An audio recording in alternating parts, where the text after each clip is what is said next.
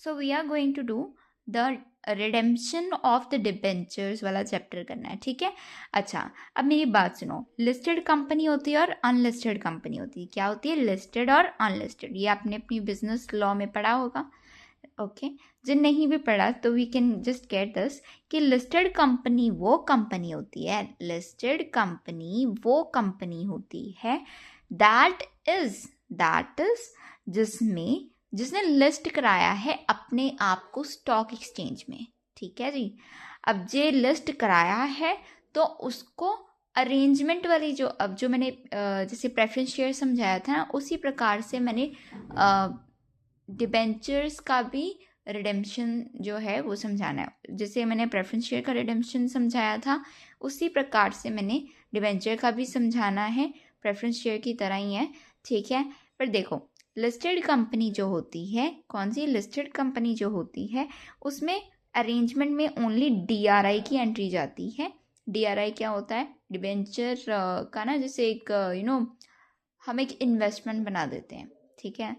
Reserve का एक मतलब, हम वो भी नहीं किया, हम ये कहेंगे कि एक यहाँ पे ना DRI इज ऑल अबाउट एक इन्वेस्टमेंट की तरह है ये, ठीक है। आपकी बुक में यू वुड बी पूरा लिखा होगा, ठीक है। This is like a kind of investment. I will explain you in the arrangement वाला जब हम पढ़ेंगे अच्छे से, ठीक है। इसमें रिजर्व की कोई एंट्री नहीं जाएगी, बस DRI की एंट्री जाएगी अरेंजमेंट वाले में, अनलिस्टेड में दोनों जाएगी। इतना समझ आया? ओके, ठीक है।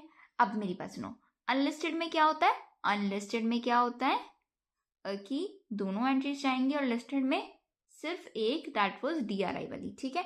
पर ये जो और सारी एंट्रीज है ना, वो तो सभी में जाएंगी, जस्ट अरेंजमेंट वाली में डिफरेंस होगा, ठीक है।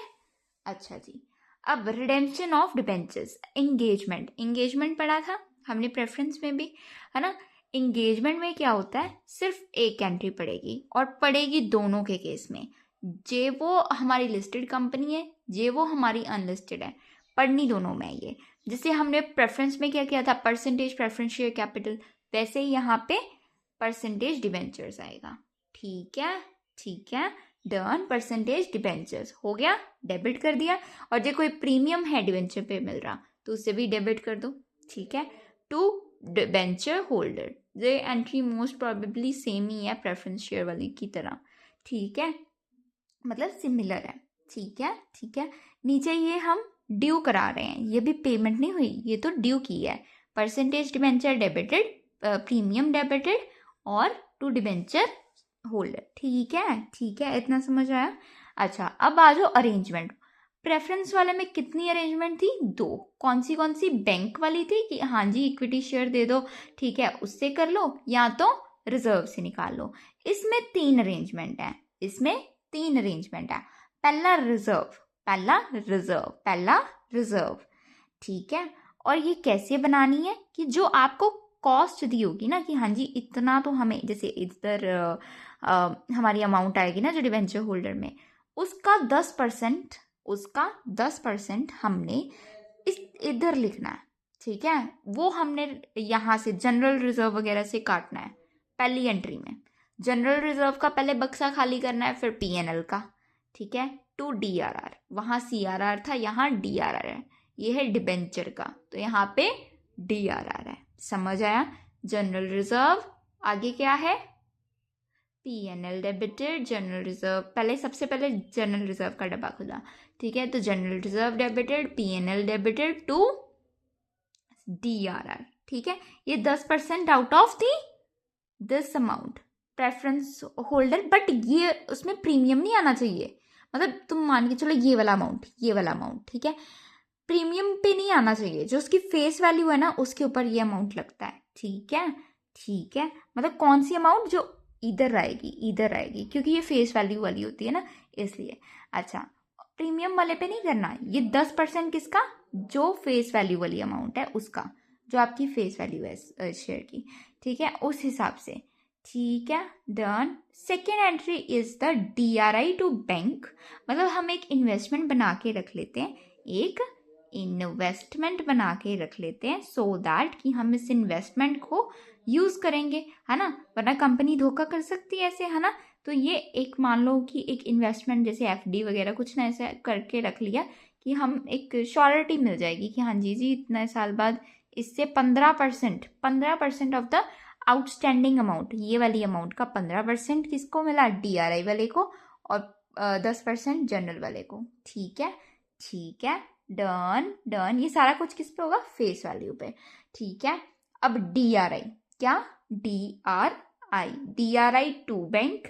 ठीक है, और फिर जब हम इसे तुड़ाएंगे, मतलब हमें पैसा वापस मिलेगा, तो बैंक टू DRI। ठीक है, मतलब रिवर्स ये है कि पहले DRI करा ली हमने, इन्वेस्टमेंट बना ली। ठीक है, इन्वेस्टमेंट डेबिट होगी, बैंक मतलब पैसा हमारे से तो जा रहा है फॉर दिस, तो वो लिख लिया। ठीक है, बैंक टू DRI, जब हमें पैसा मिलेगा, जब ये हम तोड़ेंगे, है ना, FD है ना, जो भी है हमारी इन्वेस्टमेंट हमें वापस चाहिए होगी, है ना, तो वो, तो हमारे पास पहले DRI टू बैंक और फिर बैंक टू DRI, ये सब कुछ फेस वैल्यू पे हो रहा है। आगे आता है डोली। डोली मतलब पैसे दो, पैसे किसे देने हैं, अब डिवेंचर होल्डर को। बैंक क्या होगा इसमें, क्रेडिट होगा, क्योंकि बैंक से पैसा जा रहा है टू और यहाँ पे डेबिट कौन हो गया, डिवेंचर होल्डर। डिवेंचर होल्डर के पास पैसा आ रहा है, क्योंकि वहाँ पे हमने ड्यू कराई थी, यहाँ पे हमने पेमेंट का मोड सेलेक्ट कर लिया और यहाँ पे हमने पेमेंट कर दी। ठीक है, और इधर डोली कितनी बार उठती है, एक बार ही उठेगी, है ना, तो हमने क्या करना है, डोली में एक ही एंट्री डालनी है। कितनी एंट्री, एक। यहाँ पे अरेंजमेंट में 3 डाली थी। ठीक है, ठीक है, पहली वो जनरल रिजर्व, PNL, ये दोनों डेबिट कर दिए। पहला कौन सा डब्बा खोलना है, जनरल वाला, फिर PNL वाला, टू DRR, फिर DRI टू बैंक, फिर बैंक टू DRI। डोली आ गया, आगे डोली में हमने पेमेंट कर दी। अच्छा जी, अब पोचा। पोचा में इस बार 2 एंट्रीज आएंगी। क्या आएंगी, 2 एंट्रीज। पहले हम प्रेफरेंस में कितनी होती थी, 1 एंट्री होती थी, इसमें 2 एंट्रीज हैं। पहली तो सेम ही है कि PNL to premium on redemption of debenture आएगा। ठीक है, ठीक है, क्या कि जे प्रीमियम दिया है, जे प्रीमियम दिया है, तो ऑफ कोर्स वाली बात है, प्रीमियम ऑन रिडेम्पशन वाली तो एंट्री आनी है, वो पैसा PNL से जाएगा। डन हो गया डन। अच्छा जी, फिर लास्ट सेकंड जो इसमें एंट्री आएगी ना पोचे में, पहले क्या है, P। अब तुम्हें क्वेश्चन में थोड़ी ना ऐसे गिवन होगा कि हाँ जी जी इंगेजमेंट डोली, ऐसा कुछ थोड़ी ना गिवन होगा। आपने क्या करना है, आपने ये मैंने सिर्फ याद कराने के लिए ऐसे किया कि हाँ जी इंगेजमेंट है, उसमें एक बार हुई तो एक ही एंट्री। अरेंजमेंट वहाँ पे प्रेफरेंस में 2 थे, यहाँ पे 3 है। ठीक है, उससे बाद डोली एक बार है, तो अच्छा एक एंट्री। पोचा जो है इधर 2 बार रहेगा, क्योंकि प्रीमियम भी है, प्रीमियम ऑन रिडेम्पशन भी है, और जनरल रिजर्व वाला भी पैसा जो है रिकवर करना है हमने। ठीक है, तो जनरल रिजर्व क्या होगा, क्रेडिट होगा। ठीक है, और DRR debit to general reserve, DRR debited to general reserve. ठीक है, DRR debited to general reserve. ठीक है, अच्छा ये तो हमने कर लिया। सो आपको वो वाली एंट्री समझ आ गई होंगी, है ना। अब मेरी बात सुनो, interest on debentures. Interest on debenture बहुत सौखी चीज़ है। मतलब देखो, आप डिबेंचर्स को इंटरेस्ट भी दे रहे हो, एक तो आपने प्रीमियम दिया और आप उन्हें इंटरेस्ट भी दे रहे हो। जब इंटरेस्ट दे रहे हो तो पहले इंटरेस्ट क्या करोगे, ड्यू कराओगे, फिर पे करोगे, और अपने आप को पैसा कहाँ से रिकवर कराओगे, फ्रॉम द PNL। अब एक बार सीरीज में चले, ये कितनी एंट्रीज पड़ेंगी इंटरेस्ट ऑन डिबेंचर की, 3। कितनी, 3। ठीक है, interest on debenture, interest like आपने क्या करना है, आप मेरे साथ बोलो पहले, है ना, ये चीज़ बोलो तभी याद होगी। इंटरेस्ट ऑन डिबेंचर डेबिट करना है, किया हमने डेबिट, क्यों, क्योंकि ये तो मेरे लिए एक एक्सपेंस होगा, राइट, है ना, मुझे पैसा देना है यार, है ना, तो ये मैंने ड्यू कराने के लिए डेबिट कर दिया। इंटरेस्ट ऑन डिबेंचर किसको देना है, डिबेंचर होल्डर को। ठीक है, done. Again repeat, interest on debenture to debenture holder, interest on debenture to debenture holder. पहली एंट्री समझ आ गई। ठीक है, दूसरी है हम पे कर रहे हैं, तो हम इस डिबेंचर होल्डर को उठा के डेबिट में कर देते हैं। पहले हमने इसको अपना क्रेडिटर बना लिया था, हमने उसे पे करना था, अब हमने उसे यहाँ पे रख दिया कि हम इसे पेमेंट, इसको मतलब इसकी चुका रहे हैं पेमेंट टू बैंक। बैंक पैसे जा रहे हैं ना, बैंक क्या होगा, डेबिट के क्रेडिट होगा, है ना, डेबिट करके बढ़ता है तो क्रेडिट करके कम होता है, इसलिए। ठीक ठीक है। अच्छा, listen to me very carefully. अब पीएनएल डेबिटेड, पीएनएल से, अब पीएनएल से ही ये पैसा इंटरेस्ट ऑन डिबेंचर वगैरह वाला पेमेंट होगी, ठीक है। तो पीएनएल डेबिटेड टू कौन, interest on debentures, simple simple. आगे रिपीट करूँ फिर से, क्या है, interest on debentures, interest on debenture कितनी एंट्री पड़ेगी, 3 एंट्री, इंटरेस्ट ऑन डिबेंचर की 3 एंट्री। पहली है interest on debenture to debenture holder, ये होगी ड्यू। आगे है debenture holder to bank, simple हो गया सिंपल, ठीक है। ये हमने पेमेंट कर दी। अब हम कहाँ से पैसे लेकर आएंगे, अपने आप के लिए भी फिल करेंगे ना, तो हमने पीएनएल से पैसा उठाया है, PNL debited to interest on debentures, simple simple. अच्छा जी, अब interest getting from the DRI, जैसे आपने एफडी करा ली थी, है ना, एफडी या कुछ भी ऐसे है ना, इन्वेस्टमेंट की हुई है कि हम सिक्योर कर रहे हैं इतना सारा पैसा कि हमें इतना तो पैसा मिलेगा ही मिलेगा, है ना, कि हमारे डिबेंचर होल्डर को ये ना लगे कि हम दौड़ जाएंगे उसका पैसा लेकर, हमारे पास कोई ऐसा, है ना, कोई ना कोई चीज़ हो, इन्वेस्टमेंट पड़ी हो, ठीक है। इंटरेस्ट गेटिंग, अब मेरी बात सुनो, पहले मेरी बात सुनो, डीआरआई कितने % था ऑन आउटस्टैंडिंग वाला अमाउंट, 15% के 10%, 15%, राइट, ठीक है। अच्छा जी, अब मेरी बात सुनो कि इंटरेस्ट गेटिंग, पहले हमने डीआरआई बनाई थी, कैसे थी, डीआरआई टू बैंक, है ना। अब हम जब ये डीआरआई तड़ाएंगे, है ना, जब हम इसे ख़त्म करेंगे तो क्या होगा, हमारे पास पैसा आएगा बैंक टू डीआरआई, राइट। पर इसके ऊपर कोई इंटरेस्ट भी मिलेगा जी, हमने इतने साल, मान लो 5-6 साल या 10 साल हमने पैसा बैंक में रखा है या कहीं भी इन्वेस्टमेंट में रखा है, तो हमें पैसा आना चाहिए, राइट। अब मैंने क्या किया कि बैंक डेबिटेड, क्यों, मुझे पैसा मिल रहा है इसलिए डेबिटेड, है ना, bank debited to interest on DRI. अब इतना समझ आया क्यों, क्योंकि ये मेरी इनकम है, ठीक है। बैंक डेबिट हुआ क्योंकि ये बढ़ रहा है, और interest on DRI is my income, ठीक है, क्रेडिट होगी, इनकम ही है ये मेरी। अब इनकम है, मैंने पीएनएल क्या होगा, डेबिट होगा कि क्रेडिट होके बढ़ता है ना, तो मैंने क्रेडिट कर दिया, इसको यहाँ पे डाल दिया, इंटरेस्ट ऑन डीआरआई, ठीक है। कितनी एंट्री आती है इंटरेस्ट ऑन डीआरआई की, 2। पहली क्या है कि interest getting from the DRI की क्या एंट्री है, 2 एंट्रीज है। पहली है बैंक टू डीआरआई कि क्या आएगा, नहीं, bank to interest on DRI, और फिर interest on DRI to PNL, ठीक है।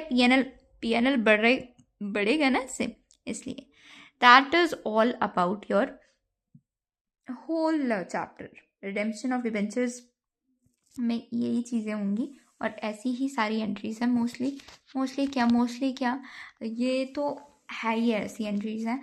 पहले क्या है, इंगेजमेंट की एंट्री, मतलब कि यार इंगेजमेंट ऐसे थोड़ी ना लिखा आएगा आपके पेपर में, बस ये मैंने याद कराने के लिए है, again I am telling you, ठीक है, कि परसेंटेज डिबेंचर, आगे premium on redemption to debenture holder, पहले आ गया, फिर अरेंजमेंट, हमारे पास कितनी एंट्रीज होंगी, 3।